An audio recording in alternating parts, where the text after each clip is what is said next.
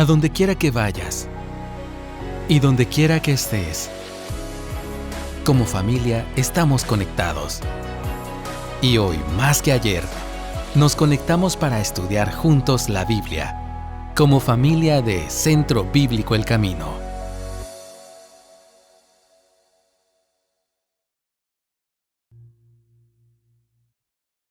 Buenos días. Este es el segundo domingo que nos toca estar usando la tecnología para podernos comunicar.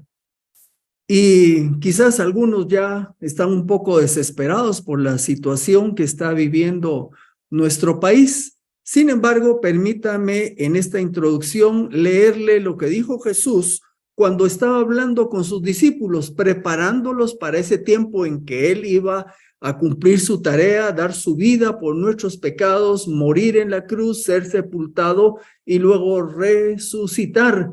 Y entonces él iba a subir con el Padre e iba a enviar al Consolador. Así que para ese tiempo que vivimos, desde que Jesús dio su vida, él dio esta instrucción.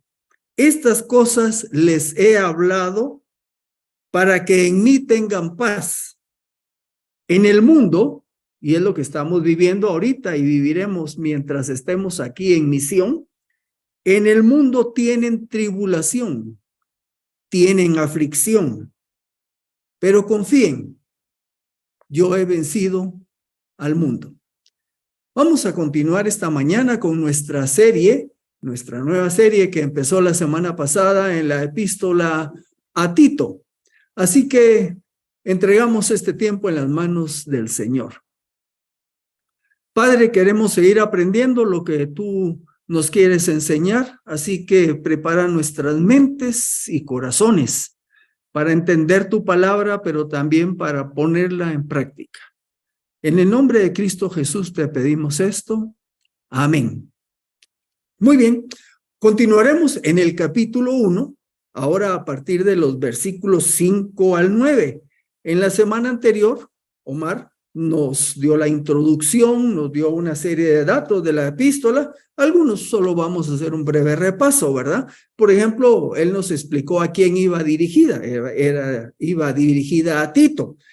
No se sabe exactamente, pues, el momento cuando Tito creyó en Jesús.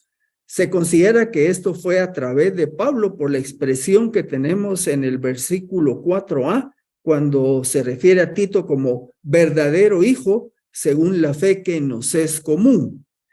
Tito precisamente ministró junto a Pablo en la iglesia de Corinto y Pablo se refiere a Tito como compañero mío y colaborador para con ustedes.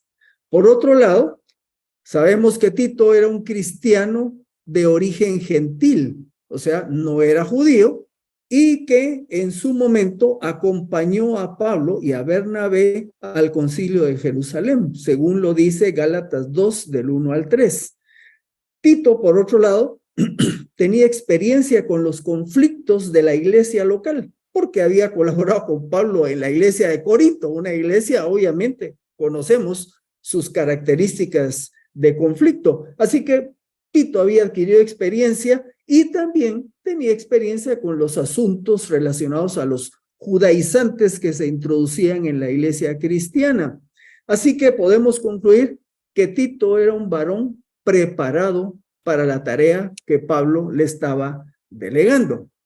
Esta carta tenía como propósito instruir por un lado a Tito, por otro lado instruir a los demás ancianos que iban a ir siendo nombrados, pero de una manera más amplia, pues Pablo lo que quería era instruir a las diversas congregaciones que estaban en la iglesia de Creta. Bueno, cuando llegamos al versículo 5, que es nuestro primer versículo de esta mañana, podemos afirmar lo siguiente. Por esta causa te dejé en Creta, le dice Pablo a Tito, para que pusieras en orden lo que faltase y establecieses ancianos en cada ciudad, como te mandé.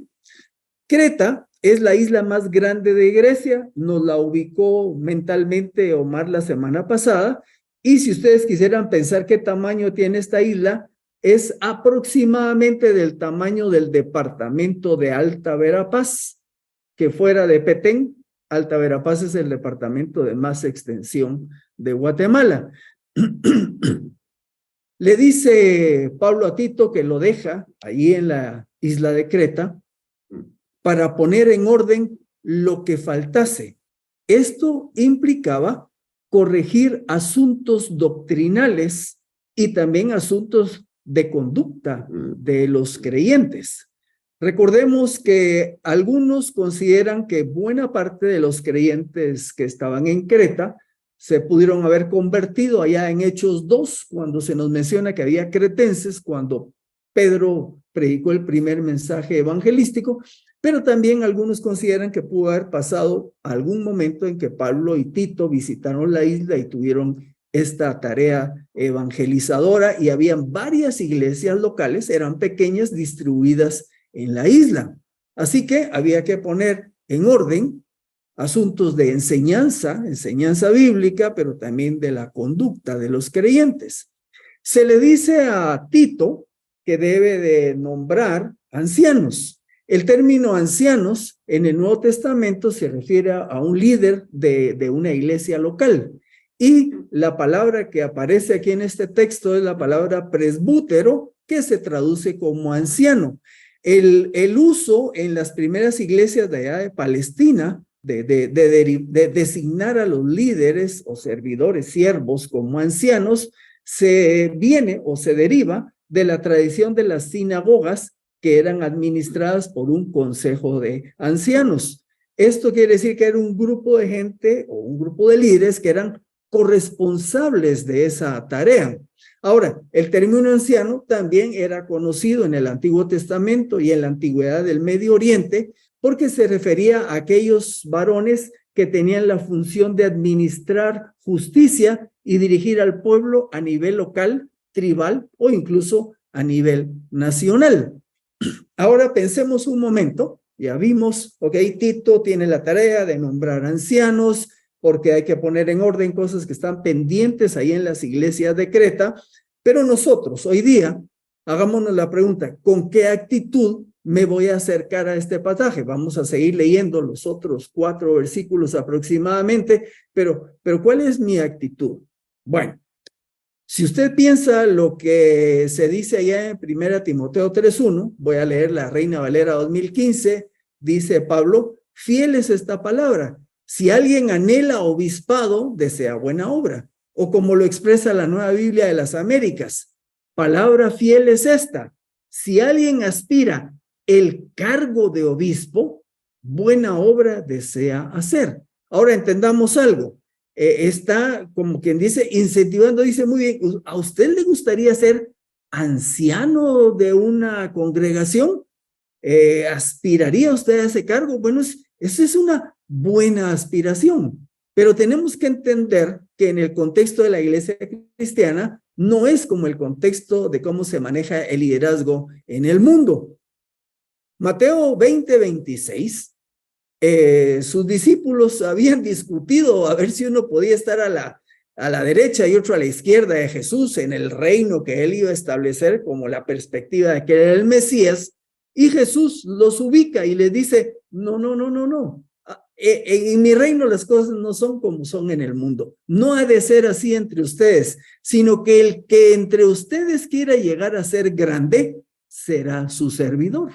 En otra oportunidad nos relata Marcos que venían caminando con el maestro y los discípulos venían discutiendo entre ellos sobre quién sería el mayor. Y Jesús se sentó, llamó a los 12 discípulos y les dijo, si alguien desea ser el primero, será el último de todos y servidor de todos. Así que, ¿cómo se acerca usted a este pasaje? Pues sí, Pablo dice, si usted desea el cargo de obispo, el cargo de anciano, buena cosa desea, pero el contexto es que lo que usted está deseando es una posición de servicio, que es así como se maneja en el reino y en la iglesia del Señor. Ahora, si usted va a estar oyendo este mensaje y siguiendo la lectura en la Escritura, la epístola a Tito, versículos del 5 al 9, y lo único que quiere aprender son las características que debe tener un anciano, usted va a estar limitado. Yo le invitaría a que amplíe su vista de lo que va a buscar de este pasaje. Usted puede decidir hacer lo siguiente. Voy a aprender las cualidades a las que debo aspirar en mi caminar en la vida cristiana. Y no necesariamente porque usted va a llegar a ser un anciano, sino va a ver este pasaje para conocer cuáles son esas cualidades de un siervo de la iglesia. Y usted dice, yo quiero eso también para mi vida. Así que usted papá, usted mamá, usted hijo, usted hija, fíjese bien, lea bien, escuche bien, tome nota y apúntele a lo que vamos a estar viendo. Los versículos 6 al 8 hablan del carácter del anciano y por extensión del carácter del cristiano. Ahora menciono la palabra carácter.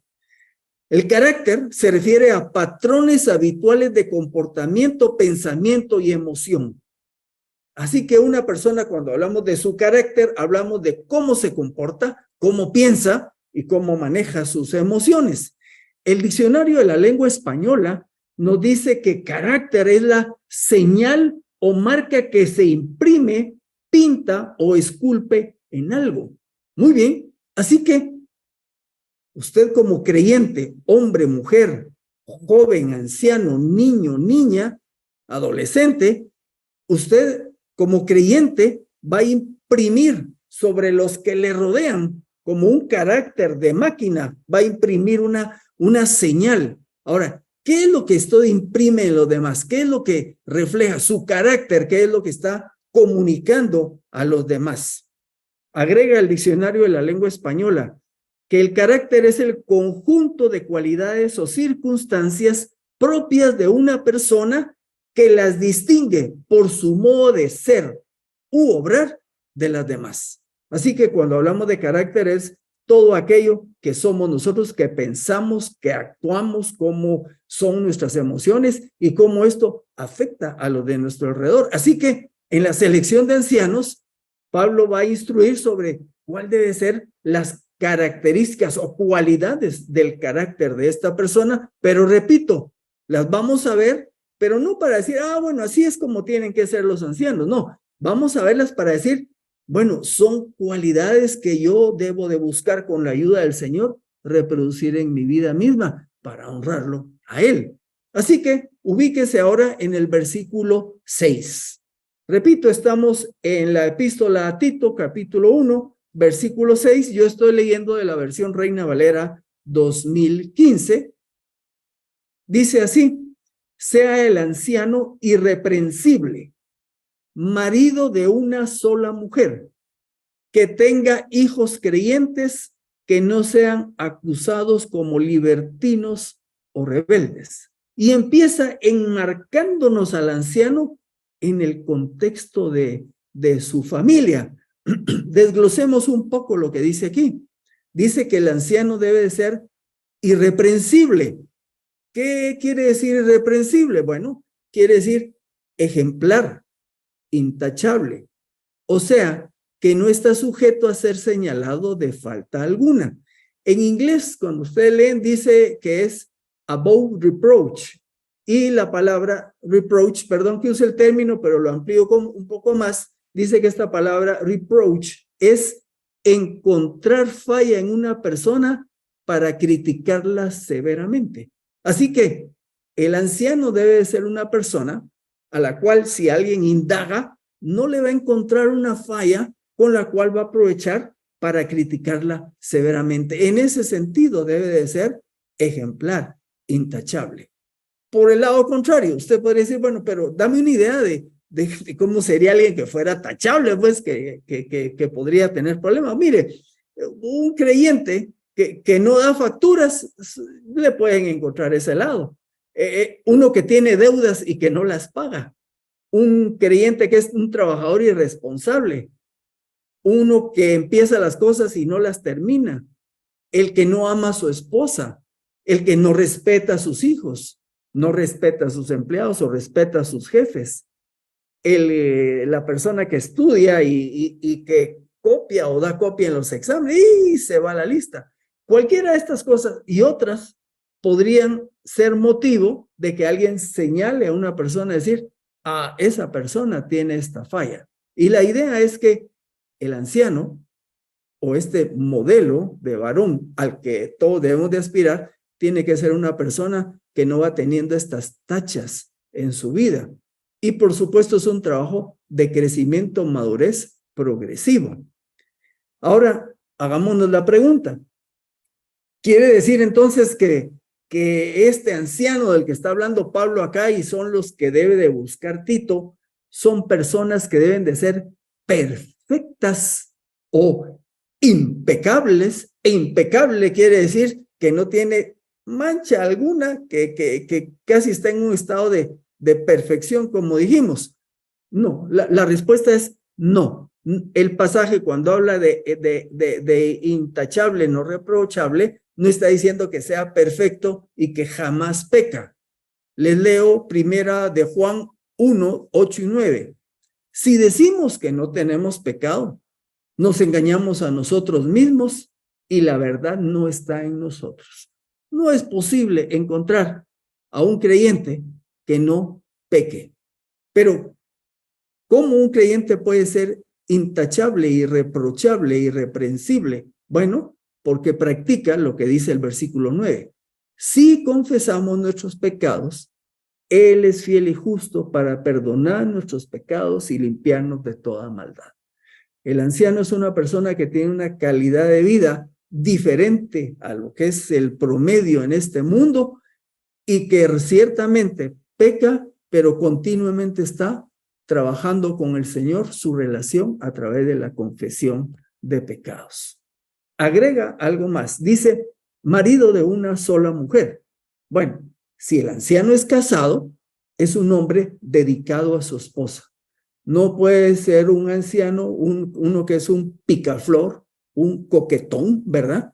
Que anda ahí tirando líneas por todos lados. Ese no califica para anciano, es un hombre de una sola mujer. Mucho menos, pues, que practique el adulterio o quizás en aquellos días la poligamia, hablando de un hombre que es dedicado a una sola mujer. Ahora nos surge una pregunta.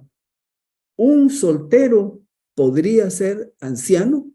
La respuesta es sí. Bueno, tenemos el ejemplo, el Señor Jesús era soltero, pero usted diría, bueno, pero él era el Señor Jesús. Bueno, Pablo también era soltero y me puse a averiguar un poco de Tito y no logré encontrar evidencia de que fuera casado y también busqué de Timoteo y por lo menos en lo que busqué no encontré que ellos fueran casados. O sea, respondo, ¿un soltero puede ser anciano? Sí, y obviamente tiene que tener estas características que estamos platicando acá. Ahora, por ahí alguno va a hacerse la pregunta y va a decir, mire, y un divorciado. Bueno, yo le sugeriría que eso lo vamos a platicar quizás en otra oportunidad porque tiene muchas facetas que hay que considerar.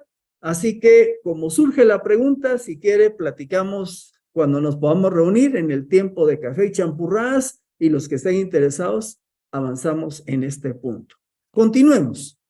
Dice que este anciano o el que se va a nombrar como anciano, si es casado y tiene hijos, por supuesto, que sean creyentes, pero esa palabra creyentes también se puede entender como hijos fieles, o sea, que sus hijos sean hijos fieles, que no sean acusados como libertinos, esto es, desenfrenados en las obras o en las palabras, o rebeldes, desobedientes. Ahora, fíjense bien, algunos han entendido aquí que si el anciano tiene hijos, estos tienen que ser creyentes nacidos de nuevo. Pero supóngase que tiene un hijo de 10 años que ya hizo su decisión por el Señor y de pronto le nace un hijo y es un bebé, entonces ya lo quitamos de anciano porque no tenemos la certeza que el bebé tenga a Cristo. Entonces, entendamos bien el sentido de este pasaje. Está hablando de hijos y son hijos menores, ¿verdad? Usualmente pequeños entre la niñez, la adolescencia, que viven en casa, que deben de estar bajo la autoridad de sus padres y siendo conformados, educados en los caminos del Señor. No necesariamente es que todos han recibido a Cristo. Ahora yo voy a agregar un poco más en nuestro contexto. Yo diría que lo que está diciendo Pablo acá es que este anciano que tiene hijos son hijos sujetos y que están bajo su autoridad. En aquellos días, los patojos se independizaban relativamente jóvenes. Acuérdense que en aquellas culturas se estaban casando entre los 15, 16, 17 años por ahí y empezaban sus propias vidas. En nuestra cultura actual es diferente. Entonces, nosotros hemos tenido la experiencia de tener hijos mayores de edad todavía viviendo en casa. ¿Y cómo se relaciona esto con un candidato anciano? Bueno, yo diría que son hijos que si son mayores de edad, voluntariamente se sujetan a la autoridad de sus padres. El hijo, le voy a comentar, por lo menos yo ya no tengo hijos en casa, pero cuando los tuve y eran mayores de edad, manejábamos algo como esto. El hijo que vive en nuestra casa y nosotros lo mantenemos, tiene la obligación moral de sujetarse a las normas de este hogar. Las normas de este hogar son las normas que enseña la palabra. No era cuestionable si íbamos o no a la reunión dominical de la iglesia. Eso era lo normal en la familia. Y si un hijo no quiere vivir de acuerdo a la autoridad y a esa sujeción a sus padres, bueno, entonces es tiempo de que parta e inicie su vida sola. Entonces quiero cerrar. Lo que se espera aquí del anciano es un anciano que gobierna bien a su familia, familia que está en sujeción a él. Muy bien. Les cuento un poco de testimonio. Yo me convierto a los 17 años. Mi papá no era creyente, ni mi mamá. Después mi mamá se convierte al Señor, pero mi papá, el jefe de la casa, no lo era. Así que bueno, él no estaba tampoco de candidato para anciano, pero ¿cómo me iba a pastorear? Yo fui pastoreado fuera de mi hogar. Les he contado que conocí al Señor con el ministerio de Alfa y Omega, Cruzada Estudiantil. Y yo me recuerdo, por ejemplo, ellos ¿qué hicieron? Me alimentaron con la palabra de Dios, me enseñaron a orar. Fíjense que en cuanto a la manera de conducirme, no me pusieron una serie de reglas, no puedes hacer esto y lo otro. Lo que hicieron fue enseñarme la palabra. ¿Y qué pasó? La palabra, por obra del Espíritu Santo, empezó a tener un resultado cambiando mi conducta.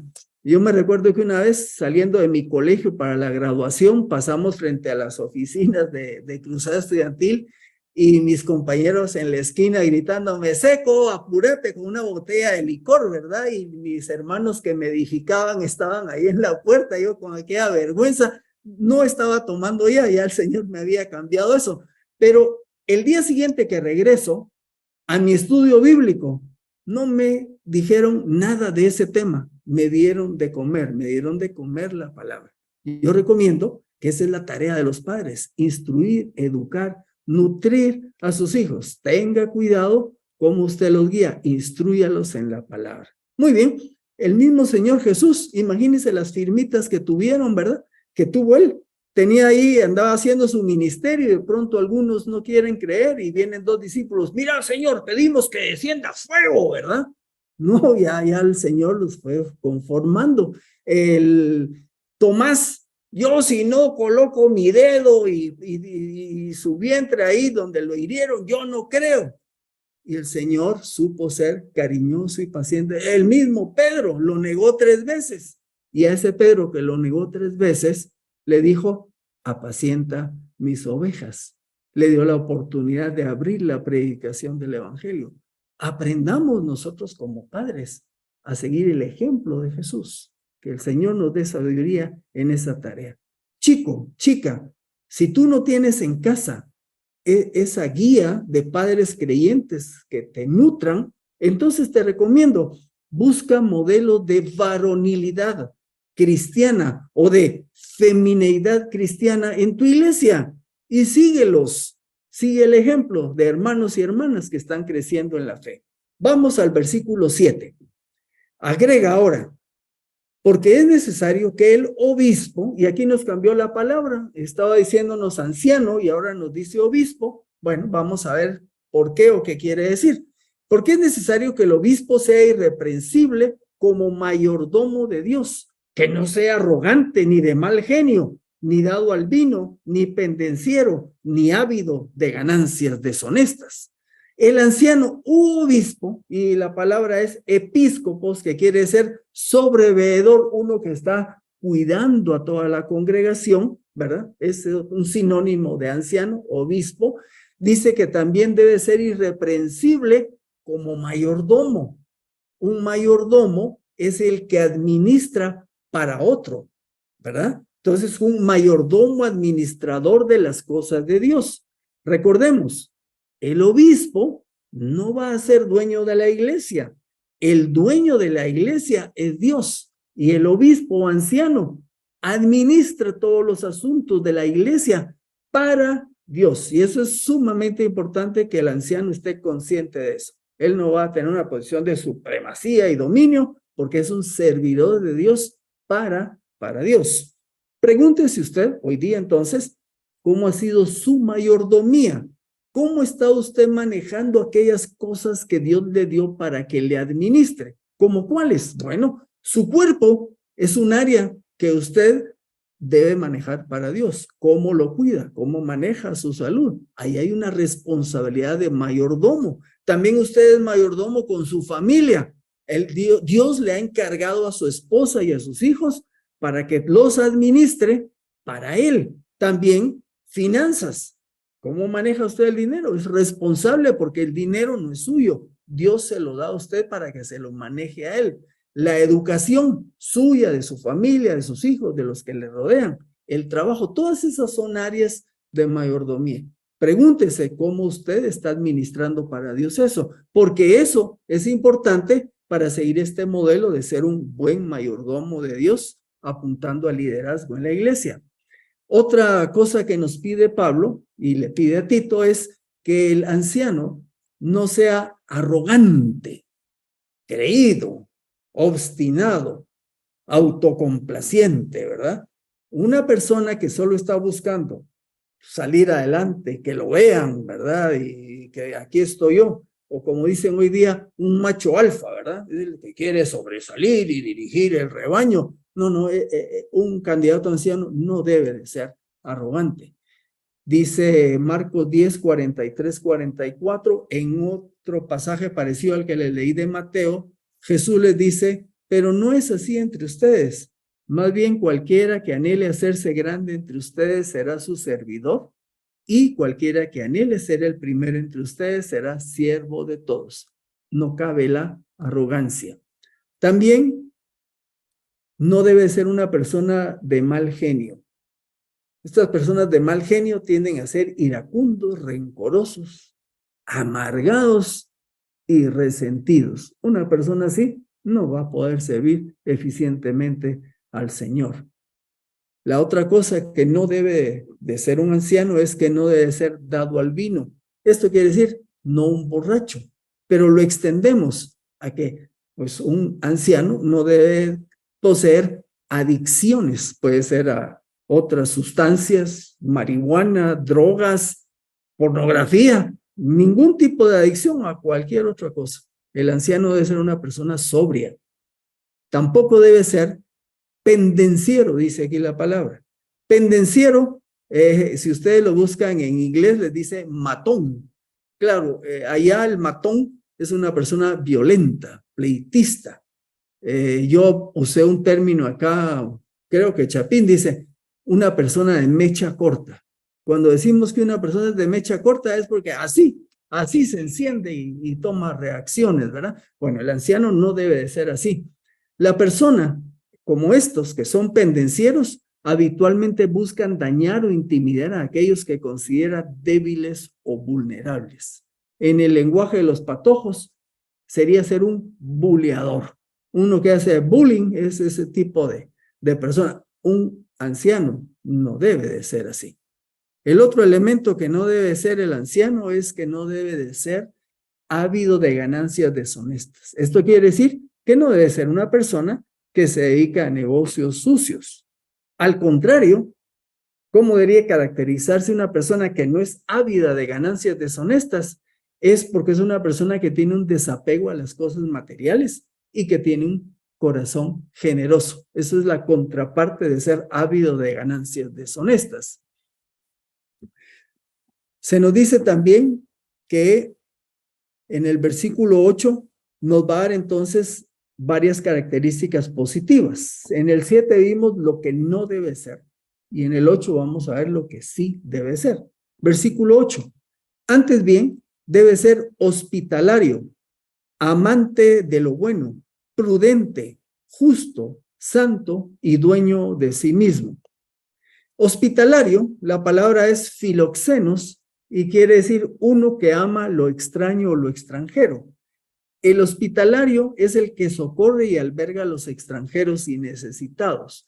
Oh, cosa difícil. Usted diría, bueno, aquí no mucho. Bien, en Guatemala hoy día va a estar viendo usted, por lo menos en la ciudad de Guatemala, extranjeros y necesitados. Toda esta migración que se está dando, hay gente que está en situación de necesidad. El hospitalario acoge con agrado y agasaja, atiende a quienes recibe en su casa. Una cualidad que en una ciudad urbana se ha perdido. Estamos un poco aislados. A nuestra casa no entra nadie. Tenemos que empezar a revertir eso, a abrir las puertas de nuestra casa a los hermanos, a otras personas, atenderlos bien. Esto es ser hospitalario. Un anciano tiene que caracterizarse por eso. Y usted dice, bueno, pero es que yo no quiero ser anciano, pero usted quiere ser un creyente que agrada a Dios. Busque imitar estas cualidades. Dice que el anciano también es amante de lo bueno. Esto quiere decir amante del bien. Es una persona que ama aquello que Dios ama. ¿Qué le gusta a Dios? Eso también a mí me gusta. Esa es una característica que debe reproducir un anciano. También debe ser prudente. ¿Qué quiere decir prudente? Juicioso, moderado, sobrio, templado, autocontrolado. Me encontré esta definición, dice que una persona prudente, como la que se habla aquí de un anciano, es el que tiene la fortaleza enérgica y valentía serena para afrontar las dificultades y los riesgos. En la vida de la iglesia hay problemas, hay dificultades, el anciano debe ser capaz de afrontarlos. Ahí es donde vemos esta característica. Oigo, claro, los afronta en dependencia de la enseñanza de la palabra del Señor. La otra cualidad es que debe ser justo. Justo quiere decir recto. Esto quiere decir que obra según justicia y razón. Hay una palabra que se llama ecuánime. Y si se las quiero traducir yo para que la entendamos, es una persona que actúa con esto. O todos hijos o todos centenados. Quiere decir que en su evaluación de las situaciones actúa con justicia, sin favoritismos, ¿verdad? Sin exclusiones por razones subjetivas. Actúa con justicia. También debe ser santo. Un hombre o una mujer, un hijo o una hija, devotos, apartados para Dios. Ahora, el ser santo, a veces para nosotros el concepto es que alguien santo es alguien así que no fastidia, ¿verdad? Así muy tranquilito, ahí muy bien portadito, calladito, no molesta, como que ese es ser santo. Pero ser santo es un asunto dinámico, es un asunto donde se expresa. Por ejemplo, como dice Primera de Pedro 1:15, Nueva Biblia de las Américas, sino que así como aquel que los llamó es santo, dice, así también sean santos en toda su manera de vivir. Así que el ser santo es una cuestión de acción. Por ejemplo, usted es un estudiante que no copia, usted está siendo santo, porque usted está siendo diferente de lo que hacen los demás. Si usted está en un trabajo y no practica la corrupción, sino que es honesto, usted está siendo santo. El hombre que es fiel a su esposa está siendo santo. Entonces, lo que quiero anotar es que ser santo es cuestión de acción, de manifestar las virtudes y cualidades que el Señor nos da como nuevas criaturas en la sociedad donde nos desenvolvemos. También el anciano debe ser dueño de sí mismo, debe ser sereno, discipulado. El anciano puede llevar una vida ejemplar debido a que se somete al control del Espíritu Santo en su interior. Esto es dueño de sí mismo, ser controlado por el Espíritu Santo. Y llegamos entonces al capítulo 9. Hemos visto hasta acá las cualidades del carácter del anciano, cualidades que dijimos al inicio, todos debemos aspirar. Al llegar al versículo 9 nos lleva a la tarea o a la función práctica más importante de un anciano. Dice, que sepa retener la palabra fiel conforme a la doctrina para que pueda exhortar con sana enseñanza y también refutar a los que se oponen. Que se agarre, quiere decir, firmemente a la palabra según la enseñanza de la misma. Una palabra que el anciano cree y practica. El anciano se aferra firmemente a la palabra. ¿Por qué se aferra firmemente? Porque la palabra es inspirada. Fue dada a los escritores variados durante 1500 años por el Espíritu Santo, plasmada por escrito. Por eso es que es inspirada. Por otro lado, se aferra a esta palabra porque es infalible e inerrante. La palabra es veraz, es confiable y es sin error en los manuscritos originales. Pero la palabra también, y a esta palabra se aferra el anciano, es autoritativa, porque todo lo que enseña y afirma es la verdad. Al fin y al cabo, la palabra, los 66 libros que tenemos, expresan la autoridad final e incambiable de Dios para el hombre en lo que se refiere a fe y conducta. ¿Qué debemos de creer? ¿Cómo debemos de vivir? Lo que enseña la palabra. Y esta palabra es a la que se aferra firmemente un anciano. ¿Y por qué está aferrado de esta manera? Bueno, porque hay dos aspectos que vemos aquí. Por un lado, va a exhortar con sana enseñanza. Va a exhortar con sana enseñanza. Va a pedir fervorosamente. Va a alentar. Va a infundir ánimo. Va a motivar. Va a buscar transformar con esta sana enseñanza a los que creen. Recuérdense que había que arreglar cosas de enseñanza en la iglesia de Creta. Bueno, pues el anciano va a trabajar fuertemente en construir y edificar las vidas de los creyentes a través de la enseñanza de la palabra. Pero por otro lado, se aferra a esa palabra para que hay algunos que se oponen, y a esos que se oponen con la palabra los va a reprender, amonestar o convencer. Un creyente que sirve al Señor va a buscar por medio de la palabra la evidencia, la fortaleza que tiene, va a buscar oponerse a los que están en el error e incluso, si es posible, traerlos a la verdad nuevamente. Muy bien, hemos visto entonces que los versículos 6 al 8 hablan del carácter del anciano.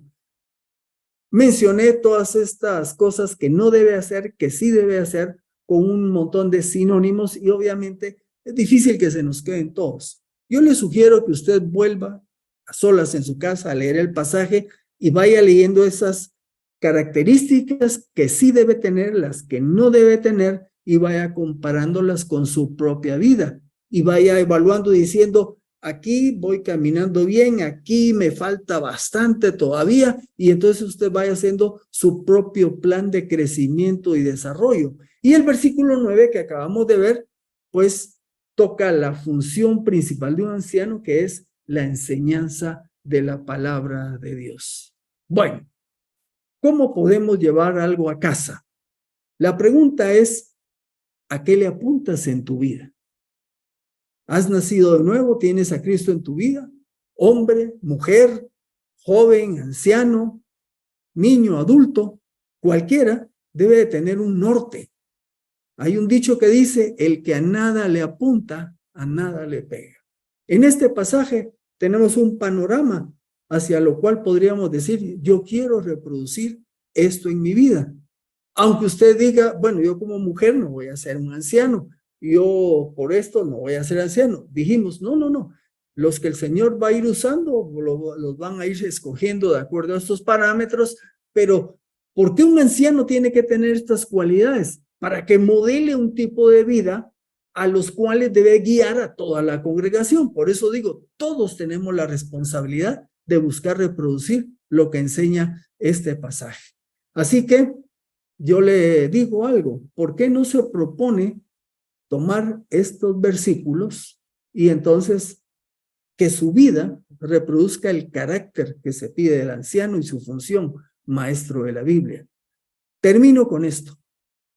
Le reto a que usted se acerque al liderazgo de la iglesia o a hombres y mujeres maduros en la fe de su congregación, de nuestra congregación, y se acerque y les pueda decir, yo quisiera caminar el camino de Tito 1 del 6 al 9.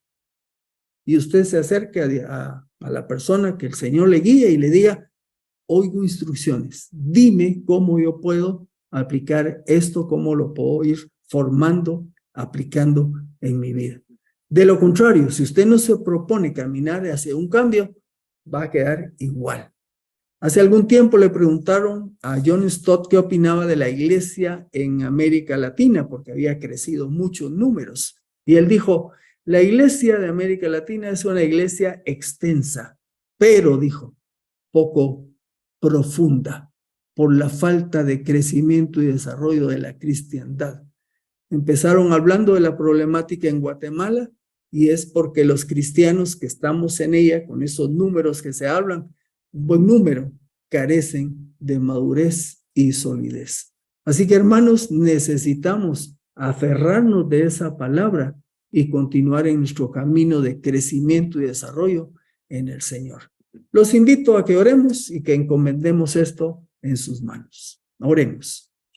Padre, te damos gracias porque en tu palabra vemos las cualidades que debe tener un hombre que será designado para ser siervo tuyo en una congregación local. Pero también platicamos que son cualidades que cualquier creyente puede tener, puede aspirar. Y esta mañana queremos pedirte que tú toques nuestras mentes y corazones, que nos motives, que nos hagas anhelar crecer, que nos hagas anhelar madurar, que vayamos conforme pasa el tiempo, creciendo a la imagen, a nuestro modelo que es Cristo Jesús. En el nombre de Él pedimos todo esto. Amén. A donde quiera que vayas y donde quiera que estés, mantente conectado con Dios. Y también conéctate con nosotros a través de nuestras redes sociales. Hasta pronto.